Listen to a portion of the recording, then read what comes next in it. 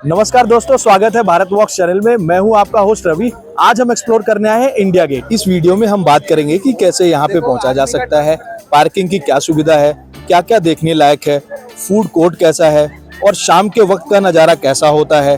तो वीडियो को आखिर तक जरूर देखें और चैनल पर नए हैं तो चैनल को सब्सक्राइब करना ना भूलें। तो चलिए शुरू करते हैं इंडिया गेट की यह खूबसूरत वीडियो। दोस्तों, इंडिया गेट जाने के लिए सबसे नजदीकी मेट्रो स्टेशन है सेंट्रल सेक्रेटेरिएट। यहाँ से आपको 15 से 20 मिनट पैदल चल के आप इंडिया गेट पहुँच जाएंगे। पैदल के अलावा आपके पास ऑटो का भी ऑप्शन है। यहाँ से 20 से 50 रुपए में आप इंडिया गेट सीधे पहुँच जाएंगे। अब हम चलते हैं कर्तव्य पथ की ओर। अभी हम कर्तव्य पथ के शुरुआत में हैं। आप देख सकते हैं यहीं पे bus stop, yellow line, violet line, parking भी है। और पार्किंग कहाँ कहाँ अवेलेबल है आप यहाँ पे देख सकते हैं। यहाँ पार्किंग स्लॉट 1 से 6 तक बने हुए हैं। आप किसी भी खाली स्लॉट में अपनी गाड़ी रख सकते हैं। पार्किंग की फीस बाइक की 20 रुपए प्रति घंटा और कार के 40 रुपए प्रति घंटा होती है। ये है कर्तव्य पथ, जिसको पहले राजपथ भी कहा जाता था। इसके सामने ही सेंट्रल सेक्रेटेरिएट है। फिर दूसरे साइड इंडिया गेट है जहाँ पे हमें जाना है। यहाँ से करीब 1 किलोमीटर आप देख सकते हैं। यहाँ से थोड़ी विजिबिलिटी कम है क्योंकि अभी ये नवंबर का महीना शुरू हो गया है, तो जैसे जैसे ठंडियों का टाइम शुरू होगा विजिबिलिटी ऑब्वियसली कम होती जाएगी। कर्तव्य पथ का रास्ता बहुत ही खूबसूरत है। दोनों ओर हरे भरे लॉन और तालाब, बीच में फव्वारे, छोटे छोटे ब्रिज बने हुए हैं जो इस पूरे रास्तों को और भी आकर्षक बना देते हैं। जैसे जैसे हम इंडिया गेट के पास पहुंचते हैं, इसकी भव्यता और सुंदरता और भी निखर कर सामने आने लगती है। पहले यहाँ बैग और कैमरा लाना अलाउड नहीं था, लेकिन अब देखिए लोग यहाँ आराम से फोटोग्राफ कर रहे हैं और अपने यादगार मोमेंट्स कैप्चर कर रहे हैं। अब यहाँ से आपको ये वाला रास्ता लेना होता है। ये रोड क्रॉस करके ही इंडिया गेट आ जाता है। यहाँ आपका बैग और सिक्योरिटी चेकिंग होता है।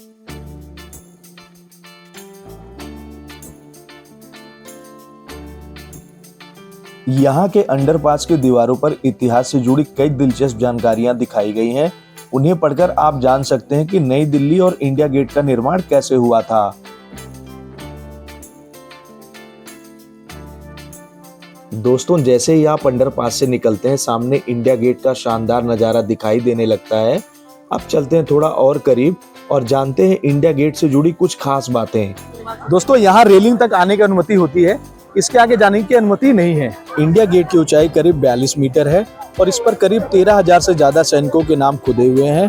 वो भारतीय जवान जिन्होंने प्रथम विश्व युद्ध और तीसरे अफगान युद्ध में अपनी शहादत दी थी। अगर ध्यान से देखें तो हर नाम के पीछे एक कहानी है, एक बलिदान है।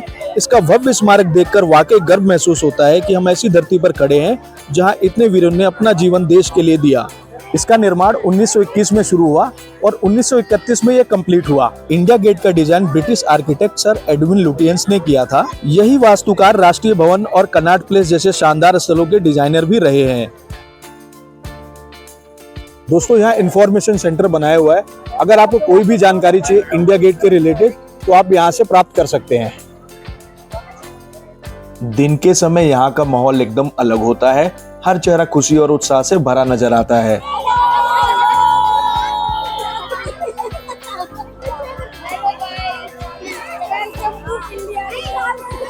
बच्चों की हंसी और लोगों की भीड़, यही वाइब इंडिया गेट को इतना जिंदा बनाती है, जहां हर कोई अपने तरीके से इस जगह को महसूस करता है।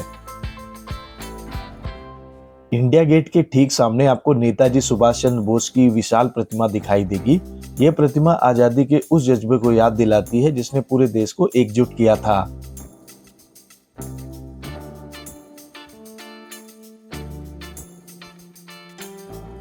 दोस्तों, अब चलते हैं, आपको दिखाते हैं इंडिया गेट के सामने वाला फाउंटेन। बहुत ही प्यारा फाउंटेन है, ये सामने ही है। चलिए चलते हैं।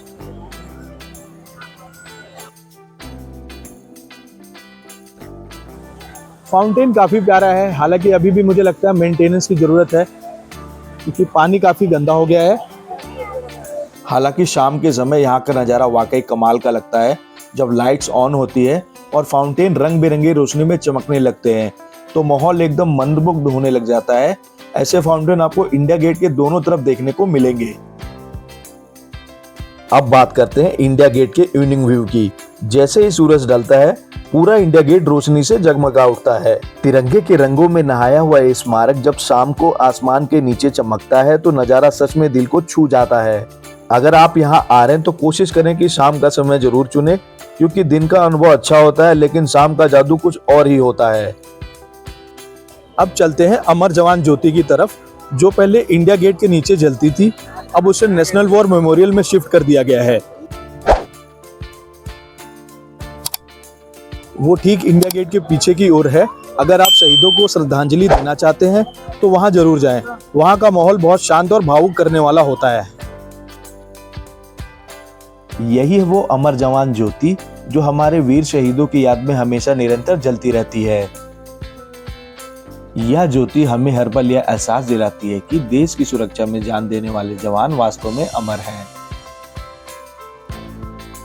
आप यहाँ नेशनल वॉर मेमोरियल के चारों ओर एक चक्कर लगा सकते हैं, जहां आपको हमारे देश की विभिन्न युद्ध झलकियां देखने को मिलेंगी, जो भारतीय सेना के साहस और बलिदान की कहानी बयां करती हैं।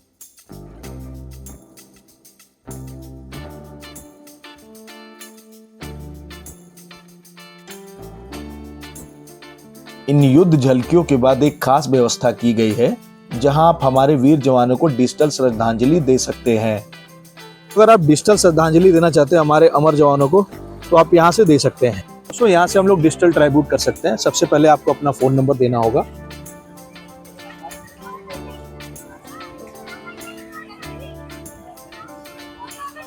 फिर आप अपना यहाँ पे नाम एंटर कर सकते हैं।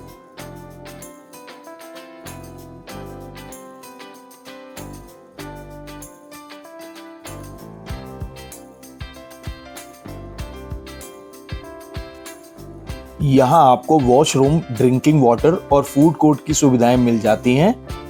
अब चलते हैं, देखते हैं फूड कोर्ट में क्या क्या है। ये आपको इंडिया गेट के दोनों साइड में मिल जाएगा। ये है फूड कोर्ट, जहां आपको अलग अलग राज्यों के नाम से बने स्टॉल मिल जाएंगे। हर स्टॉल पर खाने की लिस्ट और प्राइस साफ दिखेगी। हमने यहाँ दही भल्ले ट्राई किया। स्वाद के हिसाब से एवरेज टू गुड, लेकिन प्राइस थोड़ा ज्यादा लगा। चाहे तो आप पार्किंग के सामने लगे स्ट्रीट फूड स्टॉल्स भी ट्राई कर सकते हैं। अगर मैं अपने अनुभव की बात करूं तो मुझे यहाँ पे आके बहुत अच्छा लगा। मैं जब भी इंडिया गेट आता हूँ मुझे बहुत ही प्राउड फील होता है। यहाँ की एंट्री बिल्कुल फ्री है।